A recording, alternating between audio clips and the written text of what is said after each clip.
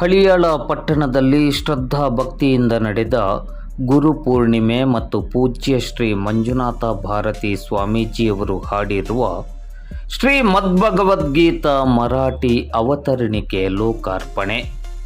ಹಳಿಯಾಳ ಪಟ್ಟಣದ ಮರಾಠ ಭವನದಲ್ಲಿ ಗುರುಕುಲ ಪರಿವಾರ, ಹಳಿಯಾಳ ತಾಲೂಕಿನ ವಾರಕರಿ ಬಂಧುಗಳು ಹಾಗೂ ಸಂಘ ಸಂಸ್ಥೆಗಳು, ಪ್ರಾಕ್ಸಿಯನ್ ಟೆಕ್ ಪ್ರೈವೇಟ್ ಲಿಮಿಟೆಡ್ ಮತ್ತು ಸದ್ಭಕ್ತರಿಂದ ಗುರು ಪೂರ್ಣಿಮೆ ಹಾಗೂ ಶ್ರೀ ಗೋಸಾಯಿ ಮಠದ ಜಗದ್ಗುರು ಪರಮಪೂಜ್ಯ ಶ್ರೀ ಮಂಜುನಾಥ ಭಾರತಿ ಸ್ವಾಮೀಜಿಯವರ ಜನ್ಮ ದಿನಾಚರಣೆ ಮತ್ತು ಪೂಜ್ಯ ಸ್ವಾಮೀಜಿಯವರು ಹಾಡಿರುವ ಮದ್ಭಗವದ್ಗೀತಾ ಮರಾಠಿ ಅವತರಣಿಕೆ ಲೋಕಾರ್ಪಣೆ ಕಾರ್ಯಕ್ರಮವು ಇಂದು ಭಾನುವಾರ ಸಂಜೆ 4 ಗಂಟೆ ಸುಮಾರಿಗೆ ಯಶಸ್ವಿಯಾಗಿ ಹಾಗೂ ಶ್ರದ್ಧಾ ಭಕ್ತಿಯಿಂದ ಸಂಪನ್ನಗೊಂಡಿತು.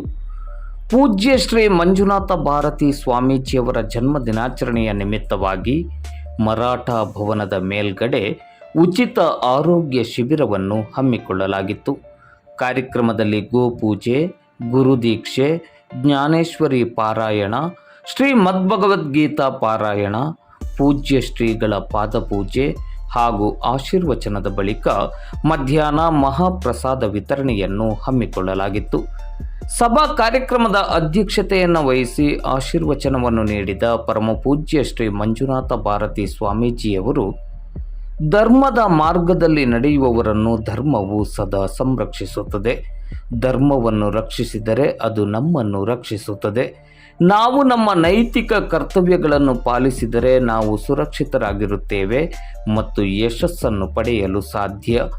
ಧರ್ಮ ಕಾರ್ಯಗಳಿಂದ ಪುಣ್ಯ ಪ್ರಾಪ್ತಿಯಾಗಲಿದ್ದು, ಈ ನಿಟ್ಟಿನಲ್ಲಿ ಜೀವನದಲ್ಲಿ ಸನ್ನಡತೆಗಳನ್ನು ಮೈಗೂಡಿಸಿಕೊಂಡು ಸಚ್ಚಾರಿತ್ರವಂತ ವ್ಯಕ್ತಿಗಳಾಗಿ ಬಾಳಿ ಬದುಕಬೇಕು. ಮರಾಠ ಸಮಾಜವನ್ನು ಸಂಘಟಿಸಬೇಕು.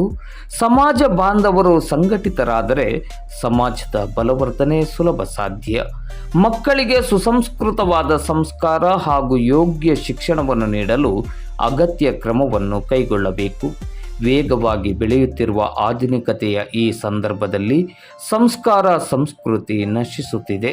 ಸಂಸ್ಕಾರ ಮತ್ತು ಸಂಸ್ಕೃತಿ ಪ್ರತಿಯೊಬ್ಬ ವ್ಯಕ್ತಿಯ ವ್ಯಕ್ತಿತ್ವಕ್ಕೆ ಪ್ರತಿಬಿಂಬವಾಗಿರುತ್ತದೆ. ಈ ನಿಟ್ಟಿನಲ್ಲಿ ಹಳಿಯಾಳ ತಾಲೂಕಿನ ಹವಗಿಯಲ್ಲಿ ಛತ್ರಪತಿ ಶ್ರೀ ಶಿವಾಜಿ ಮಹಾರಾಜ ಗುರುಕುಲ ಕೇಂದ್ರವನ್ನು ಸ್ಥಾಪಿಸುವ ಕಾರ್ಯಕ್ಕೆ ಚಾಲನೆಯನ್ನು ನೀಡಲಾಗಿದೆ. ಈ ಕಾರ್ಯ ಒಬ್ಬನಿಂದ ಸಾಧ್ಯವಿಲ್ಲ. ಎಲ್ಲರೂ ಕೈ ಜೋಡಿಸಿದಾಗ ಇಂತಹ ಕಾರ್ಯಗಳು ನಿರಂತರವಾಗಿ ನಡೆಯಲು ಸಾಧ್ಯ. ಸನ್ಮಾರ್ಗದಿಂದ ನಡೆಯುವಿಕೆ ಮತ್ತು ಸಚ್ಚಿಂತನೆಗಳನ್ನೊಳಗೊಂಡ ಸಮಾಜಮುಖಿ ಕಾರ್ಯಗಳು ನಡೆದಾಗ ಸ್ವಾಸ್ಥ್ಯ ಹಾಗೂ ಸದೃಢ ಸಮಾಜ ನಿರ್ಮಾಣ ಸಾಧ್ಯ ಎಂದರು. ಭಗವಂತನಿಗೆ ಎಲ್ಲರೂ ಸಮಾನರು. ಅವರವರ ಶಕ್ತಿಯನುಸಾರ ಸಂಘಟಿತರಾಗಿ ಪುಣ್ಯ ಕಾರ್ಯಗಳಲ್ಲಿ ಸಹಭಾಗಿಗಳಾದಾಗ ಜೀವನದಲ್ಲಿ ಸಾರ್ಥಕತೆಯನ್ನು ಪಡೆದುಕೊಳ್ಳಲು ಸಾಧ್ಯ. ಹವಗಿಯಲ್ಲಿ ನಿರ್ಮಾಣವಾಗಲಿರುವ ಗುರುಕುಲದ ನಿರ್ಮಾಣಕ್ಕೆ ಹಾಗೂ ಮುಂದಿನ ಕಾರ್ಯಕ್ಕೆ ಸರ್ವರ ಸಹಕಾರ ಇರಲಿ ಎಂದು ಹೇಳಿ, ಈ ಕಾರ್ಯಕ್ರಮಕ್ಕೆ ಬಹಳ ಪ್ರೀತಿಯಿಂದ ಗೌರವ ಅಭಿಮಾನದಿಂದ ಆಗಮಿಸಿರುವ ಸರ್ವರಿಗೂ ಭಗವಂತನ ಅನುಗ್ರಹ ಸದಾ ಇರಲಿ ಎಂದು ಶುಭವನ್ನು ಪ್ರಾರ್ಥಿಸಿದರು.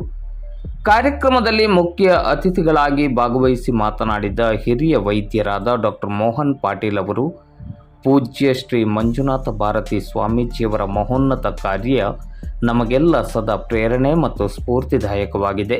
ಪೂಜ್ಯರ ದಿವ್ಯ ಸಾನ್ನಿಧ್ಯದಲ್ಲಿ ನಿರ್ಮಾಣವಾಗುತ್ತಿರುವ ಗುರುಕುಲದ ನಿರ್ಮಾಣ ಕಾರ್ಯಕ್ಕೆ ನಾವು ನೀವೆಲ್ಲರೂ ಸೇರಿ ಬೆಂಬಲವಾಗಿ ನಮ್ಮನ್ನು ನಾವು ತೊಡಗಿಸಿಕೊಳ್ಳಬೇಕು.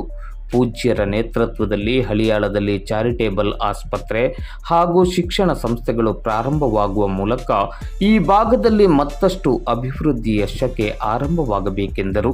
ಪೂಜ್ಯರ ಸಾನ್ನಿಧ್ಯದಲ್ಲಿ ನಡೆಯುವ ಕಾರ್ಯಕ್ರಮಗಳಿಗೆ ನಾವು ನೀವೆಲ್ಲರೂ ಜೊತೆಯಾಗಿ ಸಹಕಾರವನ್ನು ಹಾಗೂ ನಮ್ಮ ಕೈಲಾದ ಸೇವೆಯನ್ನು ನೀಡುವ ಮೂಲಕ ಪೂಜ್ಯರ ಸಂಕಲ್ಪ ಸಾಕಾರಗೊಳಿಸುವ ಕಾರ್ಯದಲ್ಲಿ ಪುಣ್ಯ ಭಾಗಿಗಳಾಗೋಣ ಎಂದು ಕರೆ ನೀಡಿದರು. ಕಾರ್ಯಕ್ರಮದಲ್ಲಿ ಮುಖ್ಯ ಅತಿಥಿಗಳಾಗಿ ಖಾನಾಪುರದ Shri Mahalakshmi group Laila sugars private limited ಇದರ ವ್ಯವಸ್ಥಾಪಕ ನಿರ್ದೇಶಕರಾದ ರಾಜು ಪೇಜುಳ್ಳಿ, ಬಾಗಲಕೋಟೆಯ ಮಕ್ಕಳ ತಜ್ಞರಾದ ಡಾಕ್ಟರ್ ಶೇಖರ್ ಮಾನೆ, ನಿಪ್ಪಾಣಿಯ ಸಮಾಜ ಸೇವಕರಾದ ವಿನೋದ್ ಸಾಳುಂಕೆ, ಕನ್ನಡ ಸಾಹಿತ್ಯ ಪರಿಷತ್ತಿನ ಹಳಿಯಾಳ ತಾಲೂಕು ಘಟಕದ ಅಧ್ಯಕ್ಷೆ ಸುಮಂಗಲ ಅಂಗಡಿ ಮೊದಲಾದವರು ಪೂಜ್ಯರಿಗೆ ಜನ್ಮದಿನದ ಶುಭವನ್ನು ಕೋರಿ ಪೂಜ್ಯರ ಸಮಾಜಮುಖಿ ಹಾಗೂ ಜನಮುಖಿ ಮತ್ತು ಧಾರ್ಮಿಕ ಕಾರ್ಯ ಚಟುವಟಿಕೆಗಳು ಸಂಸ್ಕಾರಯುತವಾದ ಸಮಾಜ ನಿರ್ಮಾಣಕ್ಕೆ ಬಹುಮೂಲ್ಯ ಕೊಡುಗೆ ನೀಡಲಿದ್ದು, ಇಂತಹ ಪುಣ್ಯ ಕಾರ್ಯದಲ್ಲಿ ನಾವೆಲ್ಲರೂ ನಮ್ಮನ್ನು ನಾವು ತೊಡಗಿಸಿಕೊಳ್ಳುವ ಮೂಲಕ ಪುಣ್ಯ ಭಾಗಿಗಳಾಗೋಣ ಎಂದರು.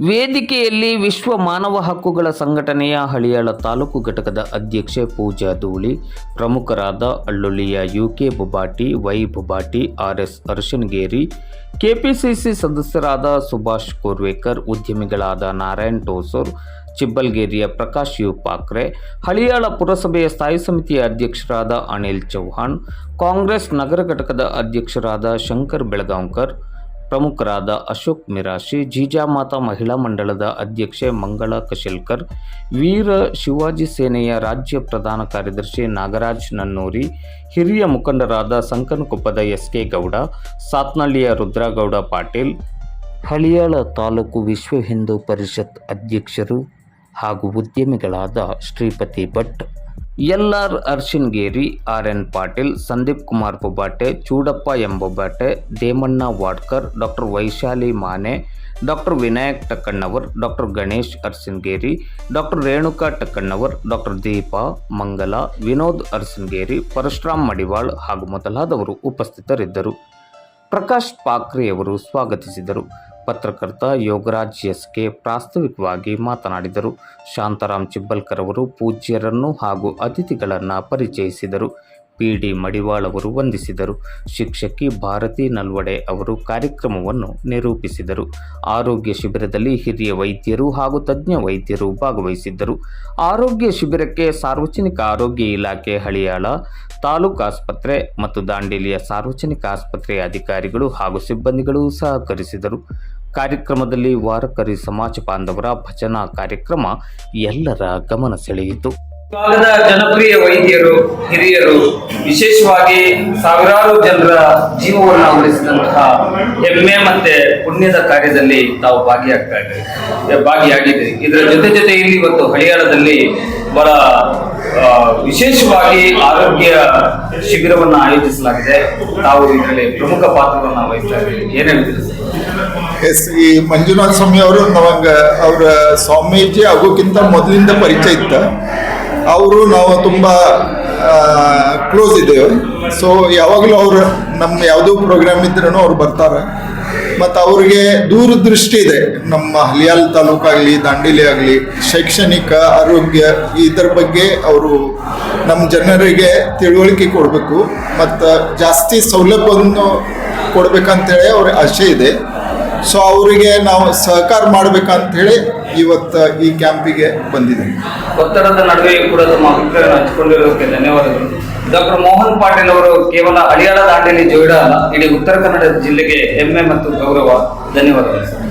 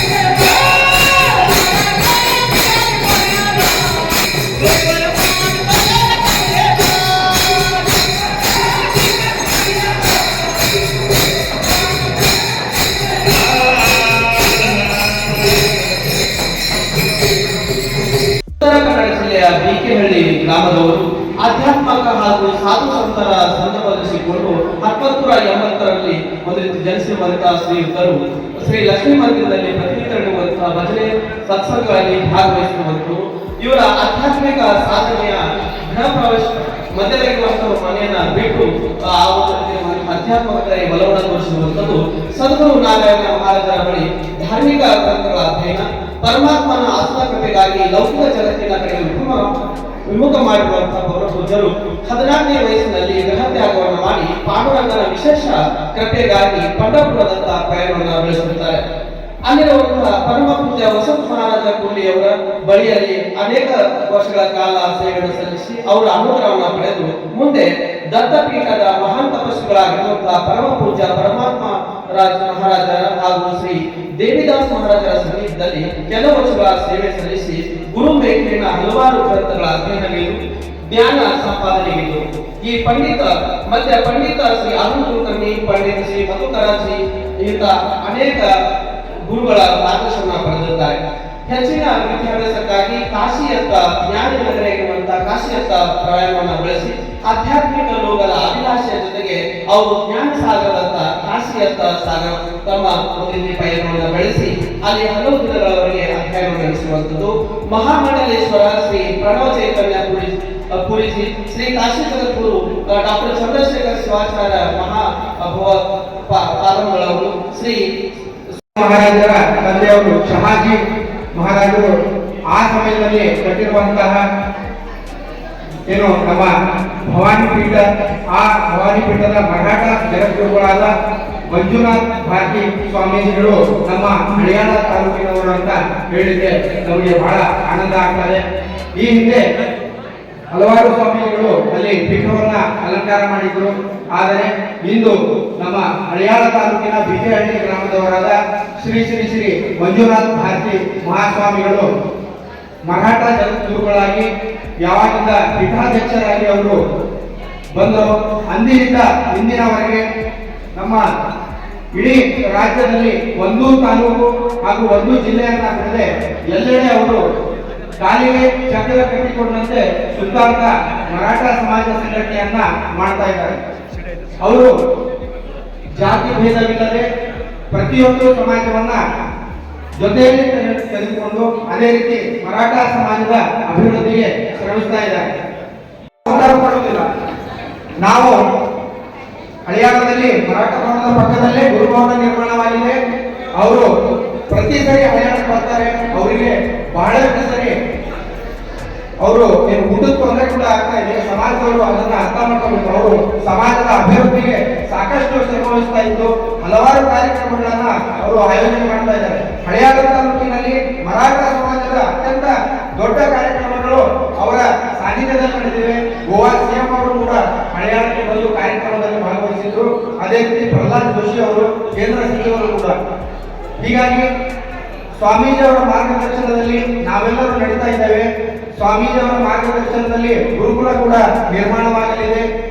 ನೀವು ಇದೇ ಸಂದರ್ಭದಲ್ಲಿ ನೋಡಿದ್ರಿ, ಅವರು ಸ್ವಾಮೀಜಿಯ ಪೀಠದಲ್ಲಿ ಕೂತಿದ್ರು ಕೂಡ ಹಲವಾರು ವ್ಯವಸ್ಥೆಗಳಿಗೆ ಖುದ್ದಾಗಿ ಅವರು ನಾವು ಮಾರ್ಗದರ್ಶನ ಮಾಡ್ತಾರೆ.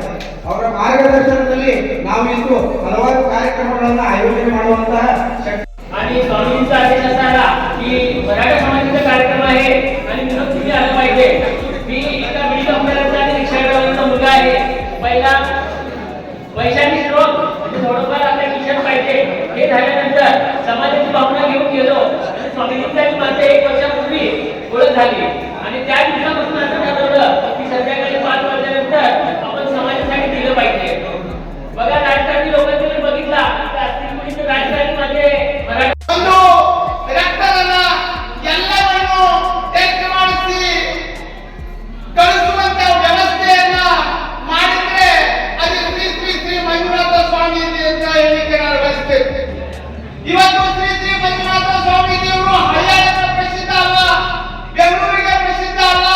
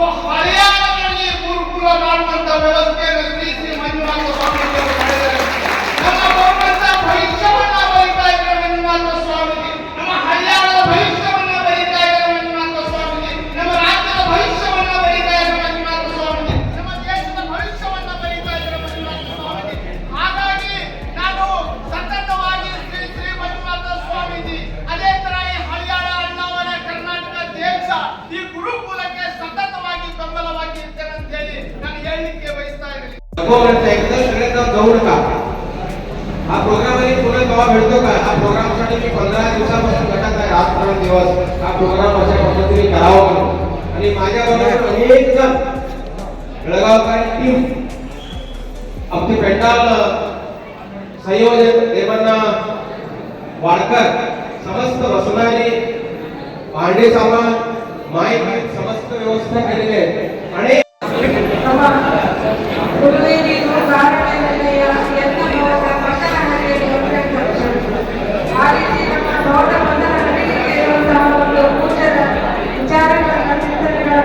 ಬಹಳಷ್ಟು ಗೌರವ ಮರ್ಯಾದೆಯಿಂದ ಕೇಳುವಂತಹ ಒಂದು ಕೆಲಸವನ್ನು ಅದೇ ಎಲ್ಲ ರೈತರ ವಿಚಾರಗಳನ್ನು ಕೇಳುವ ಮುಗಿಸುವ ಸಂದರ್ಭವನ್ನು ಪೂಜಾರಿ ನಮಗೆ ಕಲ್ಪಿಸಿಕೊಟ್ಟಿದ್ದಾರೆ.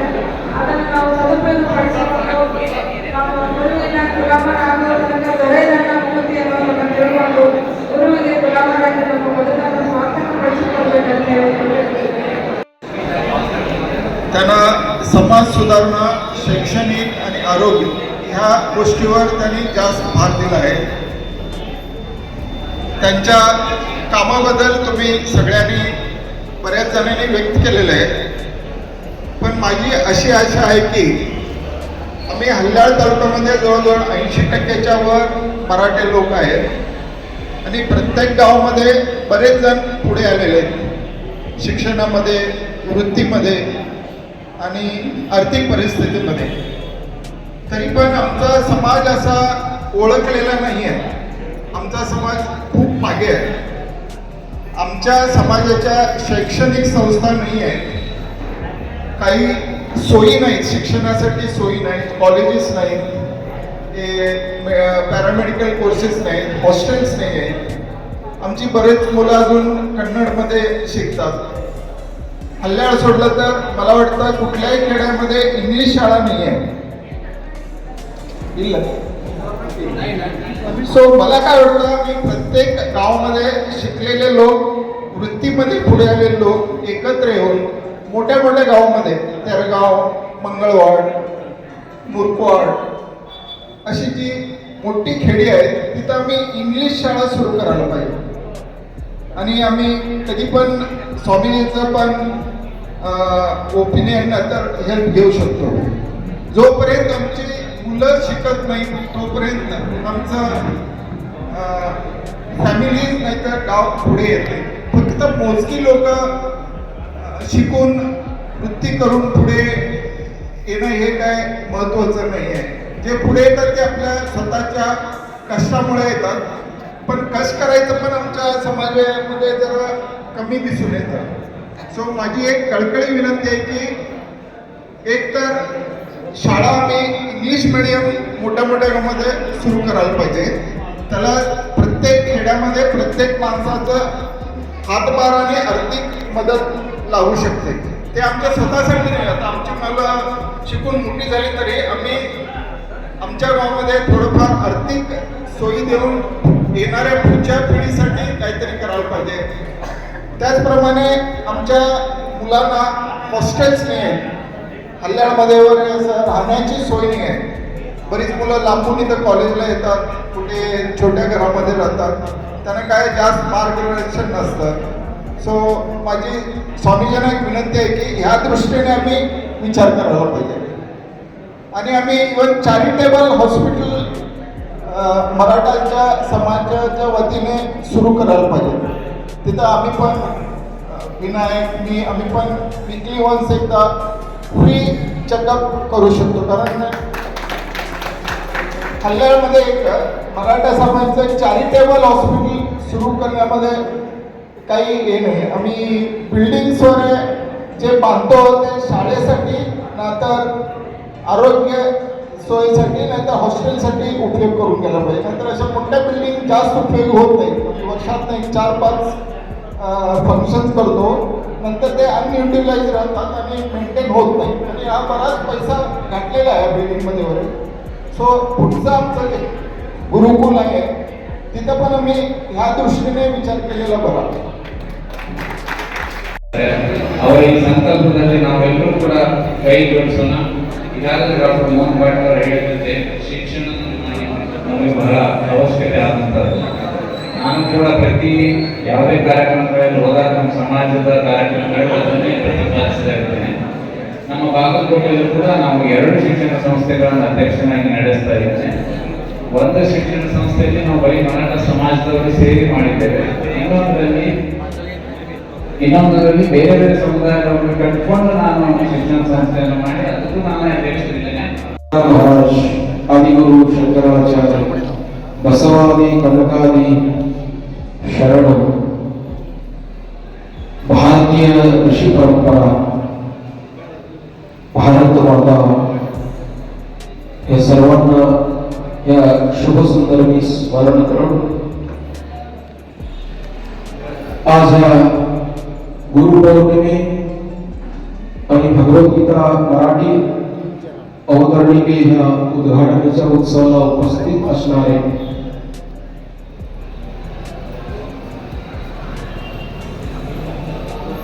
सन्माननीय संन्यासी झालो. तपस्या करून देवाला पाहण्यासाठी आम्ही घर सोडतो. तपस्या करून माझ्या पांडुरंगाबरोबर बोलण्यासाठी आम्ही घर सोडतो. परंतु ते करत करत समाजसेवा बी करावं, अनेक मुलांना संस्कारित करावं, अनेक वाट सोडून भटकलेल्या मुलांना वाटेवर आणावं. त्यासाठी पुन्हा तपस्या थोडी बाजूला ठेव, थोड्या वेळापर्यंत तपस्या बाजूला ठेव, पुन्हा समाजामध्ये येऊ. समाज शब्दाचा अर्थ ओनली वन समाज नाही. समाज म्हणजे इंडिव्हिज्युअल. समाज शब्दाचा अर्थ भारतीय समाज, भारतातील समस्त समाज. समाज शब्दाचा अर्थ जात शब्दाचा अर्थ मी अनेक वेळा सांगत असतो. जात म्हणजे जात शब्दाचा अर्थ केवळ न्यायशास्त्राप्रमाणे, तर्कशास्त्राप्रमाणे जात जाती म्हटलं तर जाती शब्दाचं मिनिंग आहे केवळ. जाती शब्दाचा अर्थ दुसरा शब्दाचा अर्थ आहे काय? केवळ. केवळ म्हणजे केवळ, ऑल होत नाही, समष्टी जगत होत नाही. केवळ महान छोटा स्मॉल होते. केवळ शब्दाचा अर्थ स्मॉल. त्यामुळे मी केव्हा पण सांगत असतो की एक शिस्त पाहिजे, एक नैतिकता पाहिजे. एक मनुष्य म्हटलं तर अनेक अँगलने विचार करावा लागतो. एक मनुष्य म्हटलं तर अनेक अँगलने विचार करावा लागतो. तर तो मनुष्य म्हणजे ज्याचं मन विकसित झालेलं आहे. मनुष्य शब्दाची उत्पत्ती कुठं झालेली आहे म्हटलं तर मनुष्य शब्दाची उत्पत्ती अशी झालेली आहे ज्याचं मन डेव्हलपमेंट झालेलं आहे, ज्याचा मनाचा विकास झालेला आहे, ज्याचा मन उदात्त विचार करतं, ज्याचं मन केव्हा वसुदैव कुटुंबकम ह्या तत्वाचा विचार करतो, तो मात्र मनुष्य म्हणून येतो. नाहीतर फक्त मी मी आणि माझे माझे म्हणणारा मनुष्य नव्हा. पूजे भिन दू पायी लांडा गंधव जाल असं म्हटलेलं आहे. म्हणजे 2 पायाचा मनुष्य म्हणजे 2 पायाचा प्राणी. आणि तेवढंच नव्हे, पूजे विना म्हणजे सेपून नसलेला आणि 2 पायाचा प्राणीच आहे, ज्याचं मन विकसित झालेलं नाहीये, जो सर्वांनाच माझे म्हणत नाहीये, जो सर्वांच्या सुखदुःखामध्ये भागी होत नाहीये, जो धर्माने चालत नाहीये. येषां न विद्या न तपो न दानम न सीदम न गुणो न धर्म मनुष्य रूपेण प्रक्षरति. येषां न विद्या, येषां केषां मनुष्याणां उदात्त भावना येषां मनुष्यः. येषां न विद्या, ज्या मनुष्यामध्ये विद्या नाही, जो मनुष्य विद्या पण संपन्न केलेला नाही. येषां न मिथ्या न गुणः, जो गुणवान नहीं है, जो ज्ञानवान नहीं है, जो कलाकार नहीं है, तो मनुष्य या पृथ्वीला भार आहे.